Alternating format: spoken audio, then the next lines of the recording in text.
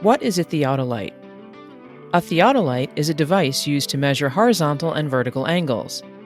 Along with measuring angles, theodolites can be used for locating points on a line, prolonging survey lines, finding differences in elevations, setting out grades, and ranging curves. There are two types of theodolites, digital or non-digital, but non-digital theodolites are rarely used anymore. A theodolite is made up of a few basic components. Typically mounted to a tripod, a movable telescope will be mounted between two perpendicular axes. On top of the telescope is a sight to help assist in aligning the target. On one end of the telescope is an eyepiece for users to look through.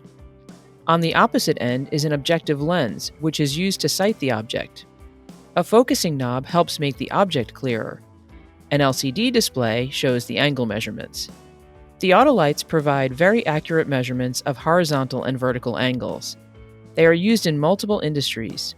The most common industries that use them are building and infrastructure construction. They are also used in meteorology and rocket launching. If you like this information on theodolites, please like this video and be sure to subscribe to our channel for more information on industrial products and processes.